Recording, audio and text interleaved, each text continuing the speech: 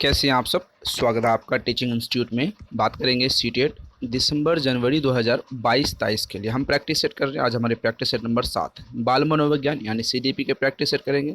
ये अमृत वाली क्लास है। आपको रेगुलर बेस में जो क्लास मिल रही है सीडीपी की शिक्षण शास्त्र, बाल मनोविज्ञान की और पेडागोजी की जो क्लास मिलती है वो अलग से आपको रेगुलर मिल रही है। टेस्ट सीरीज प्रैक्टिस सेट, ये एक अलग से एक्स्ट्रा क्लास 500 क्वेश्चनों को हम सीरीज चालू कर चुके हैं, जिसके आज 7 नंबर क्लास है। ये क्वेश्चन प्रीवियस ईयर के एग्जाम्स में सारे क्वेश्चन, जितने भी क्वेश्चन अब हम लोग डिस्कस करते हैं 500 क्वेश्चन, वो सारे प्रीवियस ईयर के एग्जाम्स में क्वेश्चन को पूछे गए हैं। सारे के सारे अमृत वाले क्वेश्चन हैं। सेम टू सेम ये क्वेश्चन आपके एग्जाम्स में देखने के लिए मिलेगी आने वाले समय में। देख सकते हैं आप, जो हम क्वेश्चनों को डिस्कस करेंगे वे सारे क्वेश्चन यहाँ पर किसी सीटेट के एग्जाम्स में किसी न किसी साल में पूछा गया। तो चलिए आज का पहला क्लास हम लोग शुरू करते हैं। क्वेश्चन कहता है भारतीय समाज की बहुभाषिक विशेषता को देखा जाना चाहिए। आज जो हमारी टॉपिक है, दो टॉपिक पर ज़्यादातर हम फोकस करेंगे। पहला टॉपिक है व्यक्तिगत भिन्नता, जो बेस्ट इम्पोर्टेंट रखता है सीटेट के एग्ज़ाम्स के लिए, जो ज़्यादातर क्वेश्चन वहाँ से आते हैं। दूसरा है मूल्यांकन तथा सतत व्यापक आकलन, मूल्यांकन तथा सतत व्यापक मूल्यांकन में अंतर जो स्पष्ट करने के लिए कहता है उसके संबंधित है। तो आज इन दो टॉपिक पर डिटेल में डिस्कस करेंगे। आपको हमारी जो टारगेट है, 30 क्वेश्चन का एग्जाम्स में क्वेश्चन पूछ जाते हैं, उसमें से मिनिमम 25 यहाँ पर आपको करने हैं। अगर आप 5 क्वेश्चन को 5 टॉपिक सीटेट में पूछा जाता है, 25 नंबर पर टॉपिक पर आप पर सब्जेक्ट पर अगर आप लाते हैं तो जो हमारी अचीव वाली टारगेट है 125, इसको हम कवर सकते हैं। कोई प्लस कोई माइनस, लेकिन हाँ इसके इर्द गिर्द वाले नंबर को हम इस बार पास करके सीटेट 2022 में अच्छे मार्क्स को पास करके जॉब लेने की कोशिश करेंगे। तो चलिए, आपको नोट्स लेने के लिए इस वीडियो के लास्ट में मैं नंबर बता दूंगा, वहाँ पर जाके आप व्हाट्सअप करेंगे तो व्हाट्सअप करेंगे तो आपको PDF फॉर्म में नोट्स मिल जाएगी। चलिए पहला क्वेश्चन देखते हैं। ऑप्शन है यहाँ पर, शिक्षार्थियों के लिए विद्यालय जीवन को एक जटिल अनुभव के रूप में बनाने के लिए कारक के रूप में। ऑप्शन बी है, विद्यार्थियों को सीखने के लिए अभिप्रेरित करने हेतु शिक्षक योग्यता की चुनौती, शिक्षण अधिगम प्रक्रिया में बाधा के रूप में, विद्यालय जीवन को समृद्ध बनाने के संसाधन के रूप में। पेपर सेकंड 2011 का क्वेश्चन है।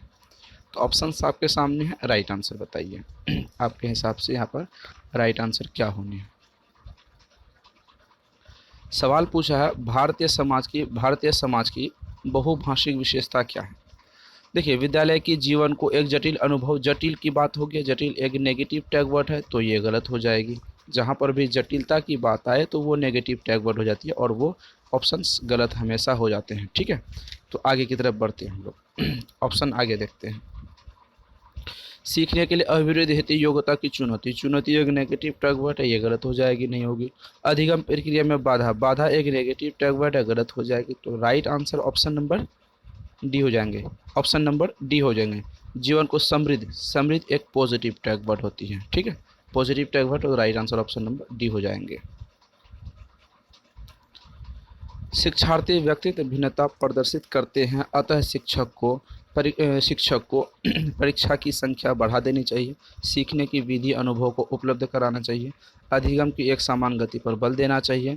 ऑप्शन डी है कठोर अनुशासन, ऑप्शन डी है कठोर अनुशासन सुनिश्चित करना चाहिए। देखिए, इसको भी हम पॉजिटिव नेगेटिव के रूप में देखेंगे। सबसे पहले व्यक्तित्व भिन्नता है, यानी अलग अलग बच्चे अलग अलग टाइम में, अलग अलग पीरियड में, अलग अलग समय में अलग अलग चीज़ों को सीखने में सक्षम होते हैं। अलग सब्जेक्ट को कोई व्यक्ति मैथ्स में इंटरेस्ट होता है तो कोई व्यक्ति को साइंस में इंटरेस्ट होता है, तो वो अलग अलग तरीके से वे सीखते हैं। तो इसकी क्या संख्या, परीक्षा की संख्या बढ़ा देनी चाहिए? बिल्कुल भी नहीं। इसे सीखने के विविध अनुभवों को उपलब्ध कराना चाहिए। Option number B right answer होगा। अलग अलग विविध अनुभव जो होगा वो उपलब्ध कराना, ये दोनों चीज़ें पॉजिटिव टैग वर्ड की गिनती में आती हैं। ठीक है, option number B right answer होगा। देखिए, समान, यहाँ पर ऑप्शन पूछा है समान गति। कभी भी आप अपने सीखने और सिखाने के तरीका को समान गति पर नहीं ले जा सकते, उसे चेंज करनी होती है। आगे पूछता है कठोर अनुशासन, ये गलत हो जाएगा, वो ये नहीं करने आपको। क्वेश्चन का लेवल देखिए, पेपर फर्स्ट 2012 में पूछा है, paper first 2014 Uttarakhand teaching exams में पूछा है, तो लेवल आप देख सकते हैं। आगे क्वेश्चन की तरफ हम लोग चलते हैं। सीटेट सीट ईयर 2022 में जो भी अभ्यर्थी हमसे जुड़े हैं वे अभ्यर्थी इस वीडियो के डिस्क्रिप्शन बॉक्स में व्हाट्सएप ग्रुप का लिंक मिलेगा, उस लिंक पे जाएंगे, आप ज्वाइन हो जाएंगे तो आप ऑल ओवर इंडिया में जो अभ्यर्थी हमसे जुड़े हैं एक दूसरे से सीटेट के अकॉर्डिंग बात कर सकते हैं, नोटिफिकेशन, एग्जाम्स के पैटर्न, क्वेश्चन शेयर कर सकते हैं, अपनी डाउट क्लियर कर सकते हैं, जो भी आपकी प्रतिक्रिया है वहाँ पर क्लियर कर सकते हैं। ठीक है, आगे बढ़ते हैं। शिक्षार्थियों में व्यक्तित्व भिन्नताओं को संबोधित करने के लिए एक विद्यालय किस प्रकार का सहयोग उपलब्ध करवा सकता है? शिक्षार्थियों के व्यक्तित्व भिन्नताओं को समाप्त करने के लिए हर संभव प्रयास कर सकता है। बाल केंद्रित आगे है, बाल केंद्रित पाठ्यचर्या का पालन करना और शिक्षार्थियों को सीखने के अनेक अवसर उपलब्ध कराना, सभी विद्यार्थियों के लिए समान स्तर की पाठ्यचर्या का अनुगमन करना, धीमी गति से सीखने वाले शिक्षार्थियों को एक विशेष विद्यालय में भेजना। पेपर फर्स्ट 2013 का क्वेश्चन है। चलिए राइट आंसर बताइए, क्या होगा राइट आंसर आपके हिसाब से? ऑप्शंस आपके सामने हैं, राइट आंसर आपको यहाँ पर बताने हैं। जो भी ऑप्शंस आपको बेहतर लगे यहाँ पर पहले उस ऑप्शन का चुनाव कीजिए, उसके बाद हम आपको यहाँ पर राइट आंसर बताते हैं। तो देखिए, बाल केंद्रित शिक्षा की यहाँ पर बात ज़्यादातर की गई है, पालन करना, शिक्षार्थियों को सीखने के अनेक अवसर उपलब्ध कराना। ऑप्शन नंबर बी यहाँ पर राइट आंसर होते हैं। योग्यता व योग्यता योग्यता व योग्यता समूह के परिप्रेक्ष्य में निम्नलिखित में से कौन सा कथन सत्य है? अवबोध अवबोध व प्रभावी शिक्षण हेतु कक्षा को समरूपी होना चाहिए। विद्यार्थी सम समूहों से बेहतर सीखते हैं। आगे ऑप्शन देखते हैं। छात्र असहिष्णुता होते हैं, वह भेदों को स्वीकार नहीं करते। विभिन्न योग्यता वाले समूहों को ग्रहण करने के लिए अध्यापकों को बहुस्तरीय शिक्षा को अपनाना चाहिए। पेपर सेकंड 2014 का क्वेश्चन है। पेपर सेकंड होगा तो क्वेश्चन का लेवल एक स्टेप बेहतर हो सकता है, क्योंकि पेपर सेकंड में थोड़ी और अच्छी तरीके से यानी क्वेश्चन को थोड़ी डिटेलिंग के साथ और लंबे क्वेश्चन पूछे जा सकते हैं। विभिन्न सहयोग वाले समूहों को ग्रहण करने की अध्यापकों को बहुत सारी शिक्षा को अपनाना चाहिए। ऑप्शन नंबर डी यहाँ पर राइट आंसर होगा। आगे बात करते हैं। शिक्षार्थियों यानी अधिगमकर्ता की व्यक्तित्व भिन्नता के संदर्भ में शिक्षिका को चाहिए विविध प्रकार की अधिगम परिस्थितियों को उपलब्ध कराना, निगमनात्मक पद्धति के आधार पर समस्या का समाधान करना। आगे बात करते हैं। ऑप्शन नंबर सी, कलन विधि एल्गोरिथम का अधिकतर प्रयोग करना, बात करने के लिए शिक्षार्थियों को तथ्य उपलब्ध कराना। पेपर फर्स्ट 2015 का क्वेश्चन है। पेपर फर्स्ट 2015 का क्वेश्चन है, लेकिन क्वेश्चन का लेवल ऐसा लग रहा है कि वो पेपर सेकंड का क्वेश्चन है। तो राइट आंसर क्या होगा यहाँ पर? राइट आंसर आप बताइए।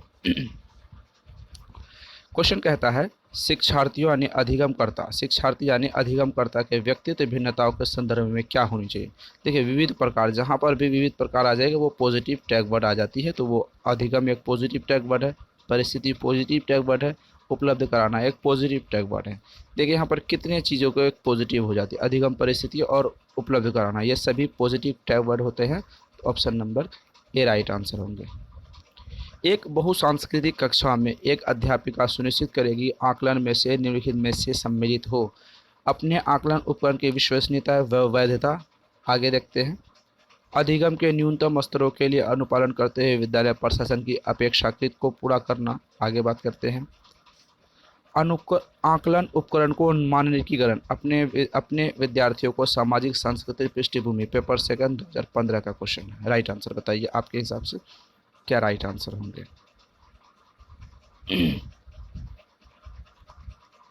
एक बहुसांस्कृतिक कक्षा में एक अध्यापिका सुनिश्चित करेगी आकलन में निम्नलिखित में से कौन सा सम्मिलित होती है? तो राइट आंसर यहाँ पर ऑप्शन नंबर डी हो जाएंगे। अपने विद्यार्थियों को सामाजिक संस्कृति पृष्ठभूमि अगर उपलब्ध कराते हैं तो वो बेहतर चीज़ें होती है। Option number D right answer यहाँ पर हो जाएंगे।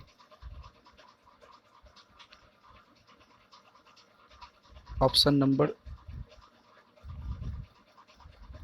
एक सेकेंड, कुछ चीज़ें गड़बड़ हमें दिख रही है।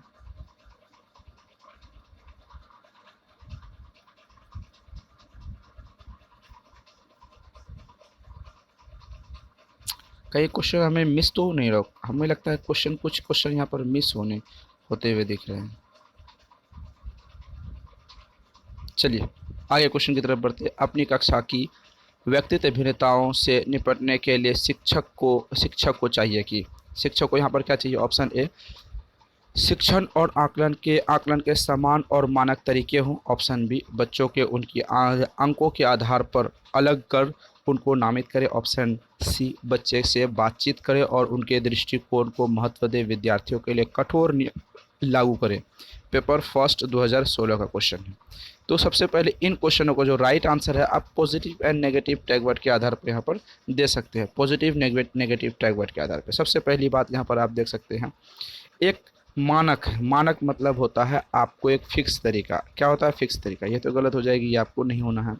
बच्चे को उनके अंकों के आधार पर, कभी भी आप बच्चे को उनकी अंकों के आधार पर उसे अलग नहीं कर सकते, ग्रेड नहीं दे सकते, ये चीज़ें गलत हो जाएगी। आगे बात करते हैं, बच्चों से बातचीत करें ताकि उनके दृष्टिकोण को महत्व दें। हमने आपको कहा जब भी बच्चों के उनके वैल्यूज़ देंगे, बच्चों को तरीक़ों को महत्व देंगे तो वो बेहतर हो जाएगी। राइट आंसर हो जाएगा ऑप्शन नंबर सी। तो कठोर नियम कहता है, यहाँ पर क्या कहता है? ऑप्शन नंबर डी में कठोर नियम, तो ये गलत हो जाएंगे। Option number C right answer होंगे। आगे की तरफ बढ़ते हैं।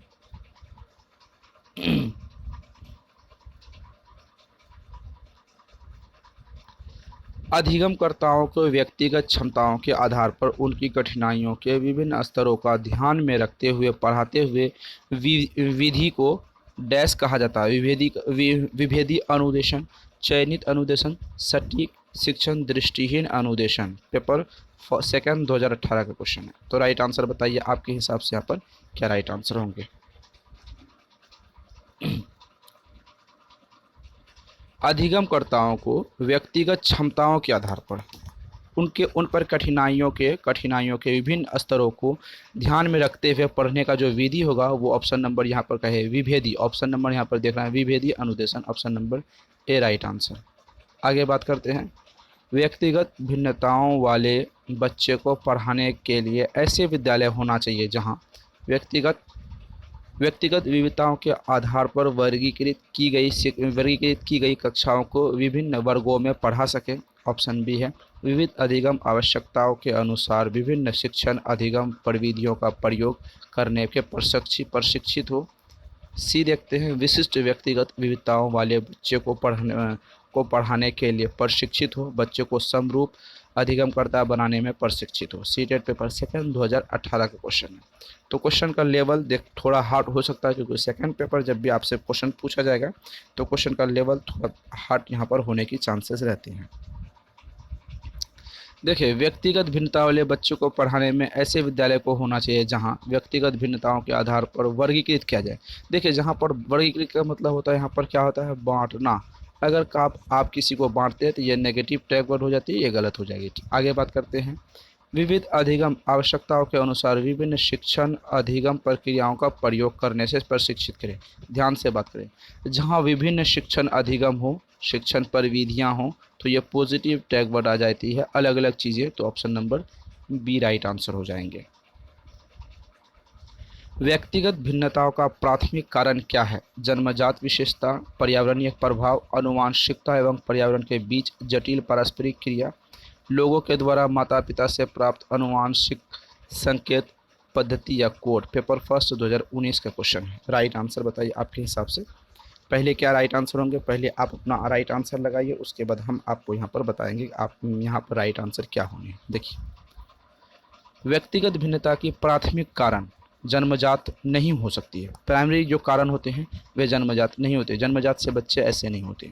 पर्यावरण कारण भी नहीं होते। देखिए, सबसे पहले आनुवंशिकता हेरिडिटी होती है। पर्यावरण वातावरण के बीच जटिल प्रक्रिया पारस्परिक संबंध जो होते हैं प्राथमिक और आर्थिक रूप से लास्ट यही होते हैं। ठीक है, आगे बात करते हैं, निम्नलिखित में से कौन सा रचनात्मक आकलन यानी फॉर्मेटिव असेसमेंट के लिए उचित उपकरण नहीं है? यानी नेगेटिव ऑप्शन यहाँ क्वेश्चन पूछ लिए गए हैं, यानी 3 ऑप्शन आपको सही होंगे, 1 ऑप्शन गलत होंगे। हमेशा हम लोग 1 ऑप्शन सही ढूंढते हैं और 1 ऑप्शन यहाँ पर क्या करेंगे, जब नेगेटिव क्वेश्चन पूछा जाएगा तो 1 ऑप्शन हम लोग गलत ढूंढते हैं। तो सत्र परीक्षा, दत्त कार्य, मौखिक प्रश्न, प्रश्नोत्तरी और खेल सीटेट पेपर सेकंड में पूछा गया, हरियाणा टेट में क्वेश्चन को पूछा गया। और उसके बाद हरियाणा टेट में कब पूछा गया? हरियाणा टेट 2011 में सीटेट में पूछा गया, हरियाणा टेट क्लास 2014 में पूछा गया। तो क्वेश्चन का आप लेवल देख सकते हैं, क्वेश्चन का लेवल कितना टफ है, यानी कैसे ऐसे क्वेश्चन बार बार एग्जाम्स में आते हैं और कहीं ना कहीं ऐसे क्वेश्चन बहुत दिक्कत करते हैं। चलिए इसका राइट आंसर क्या होगा, आप इसका राइट आंसर ढूंढते हैं। सबसे पहले रचनात्मक आकलन की अगर हम बात करें तो रचनात्मक आकलन जो फॉर्मेटिव असेसमेंट है, सबसे पहले 10 कार्य करने चाहिए, मौखिक प्रश्न होने चाहिए, प्रश्नोत्तरी और खेल विधि होने चाहिए। राइट आंसर ऑप्शन नंबर ये नहीं होगा। ऑप्शन में सत्र परीक्षा नहीं होगी, तो सत्र परीक्षा नहीं जब होगी तो राइट आंसर ऑप्शन नंबर ए यहाँ पर हो जाएंगे। शिक्षार्थियों का आत्म नियम डैश की ओर संकेत करता है, किसकी ओर संकेत करता है? विद्यार्थियों के व्यवहार के लिए विनिमय बनाना, विद्यार्थियों को निकाय द्वारा बनाए गए निगम विनिमय, ऑप्शन सी है। अपने सीखने का स्वयं पर्यवेक्षण करने की वरीयता, स्व अनुशासन और नियंत्रण, पेपर सेकंड 2016 का क्वेश्चन है। तो राइट आंसर बताइए क्या होगा यहाँ पर राइट आंसर। सवाल है आत्मनियमन की ओर संकेत करता है। देखो व्यवहार आत्मनियमन की ओर संकेत नहीं करता है, ऑप्शन ए गलत होगा। विद्यार्थियों निकाय द्वारा बनाए गए नियम विनिमय, ये विद्यार्थियों द्वारा निकाय नियम बनाने के लिए ये भी गलत हो जाएंगे। आगे देखते हैं। सीखने के स्वयं पर्यवेक्षी, जब बच्चे खुद सीखने के अपने व्यवहार के पर्यवेक्षी कार्यों को अपनाएंगे तो right answer option number C हो जाएगा। जब खुद से बच्चे कार्य करते हैं तो वो बेहतर होते हैं।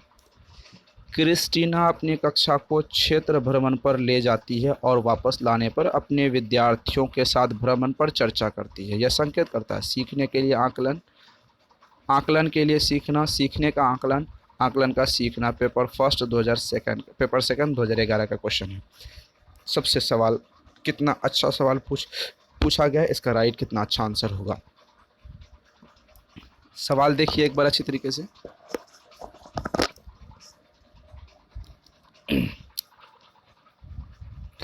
क्वेश्चन कहता है क्रिस्टीना एक अध्यापिका है, शिक्षिका है, अपने विद्यार्थियों को क्षेत्र भ्रमण पर ले जाता है, विद्यालय के सभी बच्चों को घुमाने के लिए अपनी वर्ग शिक्षक के नाते लेके जाता है।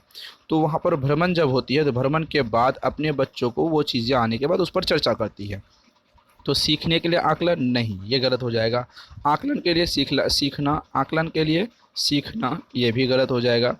सीखने का आकलन, पहले क्या होता है, पहले क्या होगा, सीखने का आकलन असेसमेंट हो जाएगा। Right answer option number C होगा।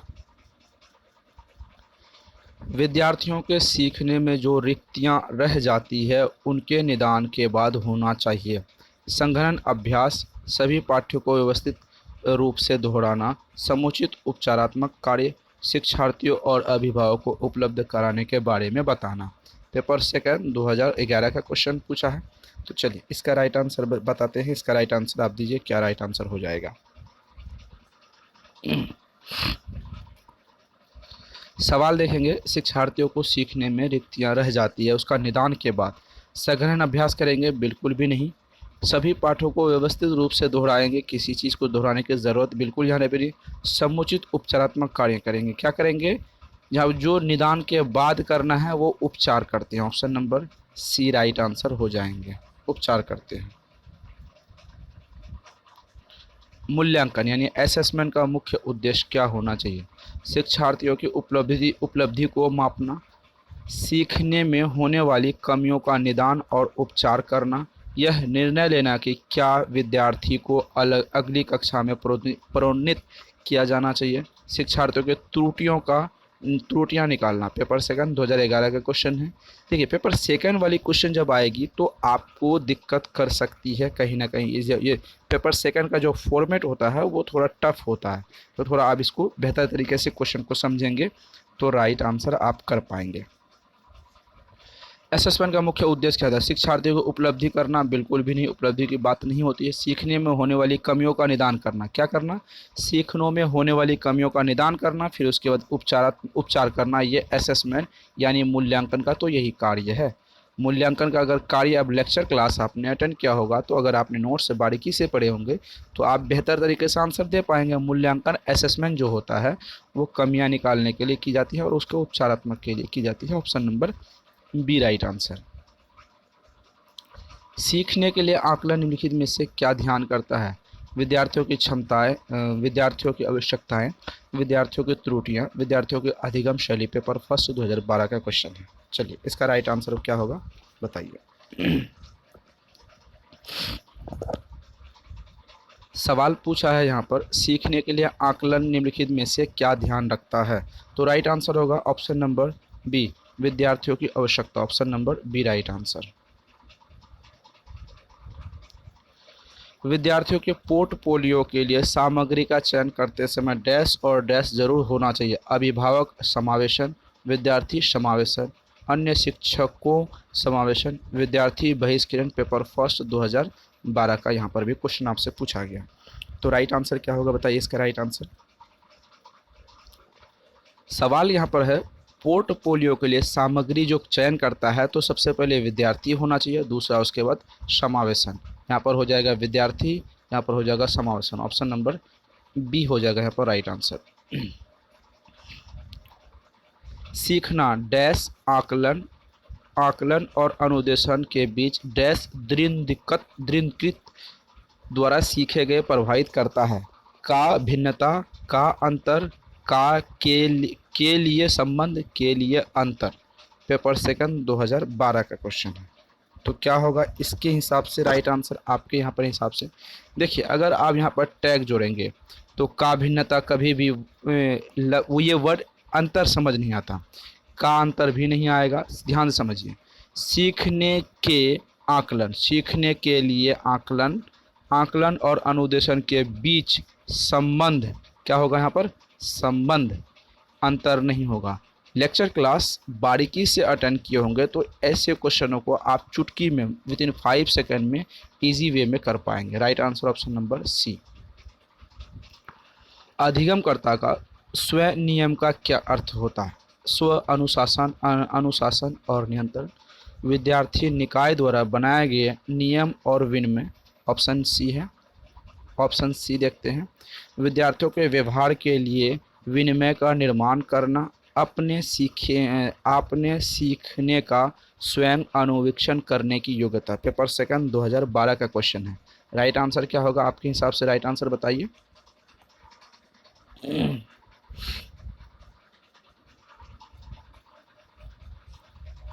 देखिए अगर बात करेंगे स्वयं अनुशासन और नियंत्रण, अनुशासन तो होता लेकिन नियंत्रण, ये चीज़ें गलत हो जाएगी। विद्यार्थियों के निकाय द्वारा बनाए गए नियम एवं नियम, हमने पहले भी कहा, आगे वाले क्वेश्चन में हमने डिस्कस किया कि विद्यार्थी के द्वारा बनाए गए निकाय और विनिमय ये गलत हो जाती है। विद्यार्थियों के व्यवहार के लिए विनिमय का ये भी गलत हो जाती है। अपने द्वारा सीखेगा अनुवीक्षण, जब आप खुद बच्चे अपने द्वारा सीखते हैं तो वो पॉजिटिव हो जाते हैं। Right answer option number D. सतत और व्यापक मूल्यांकन की योजना के व्यापक शब्द से के अलावा निम्नलिखित में से द्वारा समर्थित किया गया जाता है। व्यापक को किसने समर्थित किया है? जेपी गिलफोर्ड बुद्धि संरचना का सिद्धांत के रूप में, एल थ्रस्टन का प्राथमिक मानसिक योग्यता का सिद्धांत, उसके बाद सूचना प्रक्रमण सिद्धांत, बहुबुद्धि का सिद्धांत। पेपर सेकंड 2012 का क्वेश्चन है। सी टेट हो, यूपी टेट हो, बी टेट हो, चाहे जो भी टीचिंग एग्ज़ाम्स दे रहे हैं आप अपने स्टेट लेवल की, वहाँ पर जब भी पेपर सेकंड की बात आती है तो क्वेश्चन का लेवल बेहतर के बजाय और बेहतर हो जाती है, जो दिक्कत होने के चांसेस रहते हैं। विद्यार्थियों को यहाँ पर समझने में बहुत परेशानी होती है। अब आते हैं सवाल के पर, इसका जो समर्थन क्या था? जेपी गिलफोर्ड का बुद्धि संरचना सिद्धांत होगा।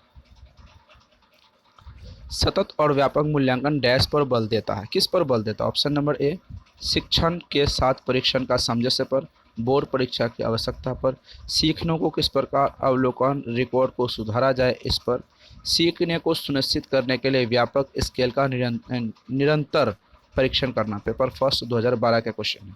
5 सेकंड में इसका राइट आंसर दे पाएंगे अगर पॉजिटिव नेगेटिव टैग वर्ड अगर आपने बारीकी से समझा होगा तो।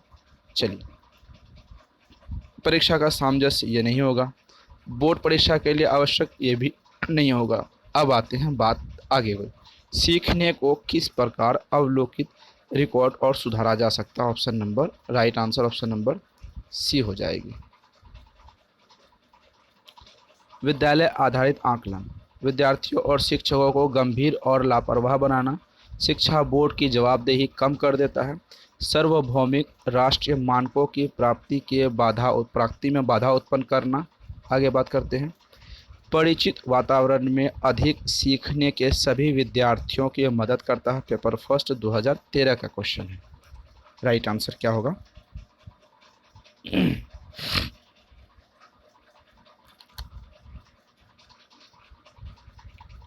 देखिए, विद्यालय आधारित आकलन क्या था? विद्यार्थियों को शिक्षक गंभीर, यहाँ पर बात हो गई गंभीर, गंभीर नेगेटिव टैग वर्ड गलत हो जाएगा। शिक्षा बोर्ड की जवाबदेही, बोर्ड की जवाबदेही यहाँ पर नहीं हो सकती, ये भी गलत हो जाएगी। सार्वभौमिक राष्ट्र मानक है, मानक का मतलब होता है नेगेटिव टैग वर्ड, मानक मतलब किसी चीज़ को फिक्स रूप में दर्शाता, गलत। परिचित वातावरण पॉजिटिव टैग वर्ड है। अधिक सीखने में अधिक शिक्षार्थी को मदद करता है, ये चीज़ें right answer D, option number D हो जाएगी। कक्षा में शिक्षार्थियों से यह कहा गया कि वे अपने समाज के लिए कर सकते हैं। इसे मार्गदर्शन के लिए एक नोटबुक में अपने कार्यों को विविध शिल्पकृतियों को समायोजन करें और किस प्रकार ये गतिविधि हो। ऑप्शन आपके सामने है। निबंधात्मक आकलन, घटनावृत्त अभिलेख, समस्या समाधान आकलन, पोर्टफोलियो। पेपर सेकंड की बात होगी यहाँ पर, पेपर सेकंड 2014 की यहाँ पर बात होगी। राइट आंसर बताइए। आपके सामने ऑप्शन सारे हैं, आपको इसका राइट आंसर बताने हैं। जब भी ऐसी चीज़ों की बात आती है तो वहाँ पर पोर्टफोलियो इम्पोर्टेंट हो जाते हैं, तो ज़्यादा इसमें सोचने वाली बात नहीं है कि पोर्टफोलियो ही राइट आंसर होने वाले हैं। निम्नलिखित में से कौन सा कथन सत्य है? ऑप्शन एक होगा जो ट्रू होगा, इस एक को ही ढूंढते हैं क्योंकि नेगेटिव तो पूछा नहीं है। आगे बात करते हैं। रचनात्मक आकलन का मुख्य उद्देश्य है कि विद्यार्थियों की उपलब्धि का श्रेणीक्रम करना। रचनात्मक आकलन का समय समय पर शिक्षार्थियों के विकास पर सार प्रस्तुत करता है। बात करते हैं। रचनात्मक आकलन कभी कभी संगलनात्मक हो सकता है और इसी प्रकार के विपरीत है। संगलनात्मक आकलन से अभिप्राय है कि आकलन अधिगम का एक निरंतर व अभिन्न अंग हो। पेपर सेकंड 2014 का क्वेश्चन है। तो इसका राइट आंसर क्या होगा? राइट आंसर आप यहाँ पर बताइए, आपके हिसाब से ऑप्शन सामने है, राइट आंसर बताइए। सबसे पहला रचनात्मक आकलन का श्रेणीक्रम, वहाँ बात पूछा, श्रेणीक्रम एक नेगेटिव टैग वर्ड हो जाए तो गलत हो जाएगा। रचनात्मक आकलन समय समय पर शिक्षार्थियों विकास का सार प्रस्तुत करता है, सार प्रस्तुत करना एक नेगेटिव टैग वर्ड हो जाएगी तो गलत हो जाएगा। बात करते हैं आगे की तरफ। रचनात्मक आकलन कभी कभी संगलनात्मक आकलन हो सकता है, इसी पर विपरीत। संगलनात्मक आकलन जब होगा इस पर विपरीत हो सकता है, तो right answer option number C हो जाएगी। विद्यालय आधारित आकलन परिणाम की अपेक्षा तकनीकी पर केंद्रित है। क्या आकलित किया जाएगा इस पर शिक्षार्थियों को कम नियंत्रित प्रदान करता है। बात करते हैं। रचनात्मक प्रतिपुष्टि उपलब्ध कराते हुए सीखने में संवर्धन करता है। परीक्षा के लिए शिक्षण को बढ़ावा देता है क्योंकि इसमें निरंतर परीक्षा होती है। पेपर सेकंड 2014 का क्वेश्चन है। सवाल आपके सामने है, जवाब आपको बताने हैं। विद्यालय आधारित आकलन की अगर हम बात करें तो परीक्षा परिणामों की अपेक्षा की तकनीक पर ध्यान देती है, केंद्रित पर ध्यान देती है, बिल्कुल भी गलत हो जाती है। ये ऑप्शन गलत हो जाएगा, नेगेटिव टैग वर्ड। क्या आकलन किया जाए इस पर शिक्षार्थियों को कम नियंत्रित प्रदान करना, नियंत्रित शब्द है यानी कि नेगेटिव टैग वर्ड। रचनात्मक पुष्टि उपलब्ध कराते, देखिए रचनात्मक प्रतिपुष्टि उपलब्ध कराते हैं, ये पॉजिटिव टैग वर्ड हो जाती है। करते हुए सीखने के संवर्धन, दो चीज़ें यहाँ पर इम्पोर्टेंट हो जाते हैं। सीखने के संवर्धन, ये भी एक पॉजिटिव टैग वर्ड, ये भी एक पॉजिटिव टैग वर्ड है। सी इज़ द राइट आंसर। आगे की तरफ बढ़ते हैं। सीखने के लिए आकलन अभिप्रेरणा को बढ़ावा देता है, अलग करने के रैंक को प्रयोजन करता है, प्रयोजन के लिए किया जाता है। ग्रेड्स को पूरी तरह से महत्व देने पर बल देता है, विशिष्ट होता है और अपने आप की गई आकलन गतिविधि है। पेपर सेकंड 2014 का क्वेश्चन आपके सामने है, राइट आंसर बताइए। इसका सीधा राइट आंसर ऑप्शन नंबर ए हो जाएगा, अभिप्रेरणा। सीखने का आकलन अभिप्रेरणा यानी मोटिवेशन को बढ़ावा देता है। एक शिक्षक कक्षा के कार्यों को एकत्रित करता है और उन्हें पढ़ाता है, उसके बाद योजना बनाता है और फिर अगले पाठ को शिक्षार्थियों की आवश्यकता को पूरा करने के लिए समायोजित करता है। यह कर रही है सीखने के रूप में आकलन, सीखने के लिए आकलन, सीखने के समय का आकलन, सीखने का आकलन। पेपर फर्स्ट 2014 का क्वेश्चन है। जब आप देश के किसी भी कोने में शिक्षक बनेंगे तो सबसे पहले आपको यही चीज़ करना होगा, अपने कार्य को एकत्रित करना होगा। सबसे पहले क्या करना होगा, कार्य को एकत्रित आपको करना होगा। उसके बाद उन्हें पढ़ाता है, उन्हें आपको पढ़ाना होगा, ठीक है। उसके बाद योजना बनाना होगा आपको अगले पाठ के लिए शिक्षार्थियों को। इस तरीके से आप भी करेंगे जो चीज़ें यहाँ पर पूछी गई हैं। तो राइट आंसर क्या होगा, ये सवाल है। सीखने के रूप में आकलन बिल्कुल भी नहीं, सीखने के लिए आकलन option number B is the right answer हो जाएंगे। चलिए आगे की तरफ बढ़ते हैं। 2 क्वेश्चन और रह गए हैं। एक अध्यापक अध्यापिका विद्यार्थियों को किसी समय किसी विषय की अपनी अवबोध प्रतिबिंब करते हुए संज्ञानात्मक निरंतर कॉन्सेप्ट का निर्माण करते हैं। तो वह कहता है कि विद्यार्थियों की स्मृति को मंथन गति से जागृत कर रहा, रचनात्मक आकलन कर रहा, छात्रों की मुख्य परीक्षाओं के सार लेखन कर रहा की क्षमता का परीक्षण कर रहा। आगे बात करते हैं ऑप्शन नंबर डी की, छात्रों को उपलब्धि के मूल्यांकन हेतु शीर्षकों के विकास का प्रयास कर रहा। पेपर सेकंड 2014 का क्वेश्चन है। तो राइट आंसर क्या हो जाएगा, क्वेश्चन देख लिया आप। राइट आंसर ऑप्शन नंबर यहाँ पर बी आ जाएगी, रचनात्मक आकलन कर रहा, ऑप्शन नंबर बी। ऑप्शन आगे क्वेश्चन देखते हैं। ग्रेड अंकों से कैसे अलग है, यह प्रश्न निम्नलिखित में से किस प्रकार प्रश्नों को संबंध करता है। विश्लेषणात्मक, मुक्त अंत वाले, समस्या समाधान वाले, अपसारी वाले। पेपर फर्स्ट 2014 का क्वेश्चन है। ग्रेड अंकों से कैसे अलग है, ये चीज़ें बात करें। ये चीज़ें कैसे अलग है, किस प्रकार अलग से, ये विश्लेषणात्मक होती है, ये विश्लेषणात्मक हो जाएगी। Option number A right answer. तो ये थी आज के हमारे मोस्ट इम्पोर्टेंट अमृत वाले 30 क्वेश्चन, जिसमें से 25 करना। अगर आप 25 पर सब्जेक्ट में करते हैं तो सीटेट में 5 सब्जेक्ट को एग्ज़ाम्स की होती है, तो 125 जो हमारी टारगेट है सीटेट 2022 में, उसे हम इस बार अचीव करेंगे। प्लस और माइनस के रूप में हो सकती है, लेकिन हम सीटेट 2022 को 125 कवर करेंगे। उसके लिए आपको क्या करना होगा, कंप्लीट नोट्स को लेना होगा, प्लस लेक्चर क्लास अटेंड करनी होगी। उसके बाद आपको प्रैक्टिस सेट में भाग लेनी होगी। ये 3 चीज़ें कर लें। ये 3 चीज़ों के बाद 125 मार्क्स आपके हो जाएंगे सीटेट 2022 में। टीचिंग इंस्टीट्यूट के साथ बने रहें। नोट्स के लिए नंबर बता दें, 7634993536। इस नंबर पर आप व्हाट्सअप करेंगे तो आपको कंप्लीट नोट्स PDF फॉर्म में प्रोवाइड करवा दी जाएगी। तो कैसी क्लास लगी, अपनी कमेंट सेक्शन अपनी प्रतिक्रिया ज़रूर बताइएगा कमेंट सेक्शन में। जो भी त्रुटियां रह गई है उसे सुधारने की कोशिश की जाएगी। जो कौन से क्वेश्चन आपको बेहतर लगते हैं, सभी चीज़ों पर डिटेल में बात होगी। तो आप कमेंट सेक्शन अपने कमेंट ज़रूर कीजिएगा। फिर मिलते हैं अगली वीडियो में। Thank you.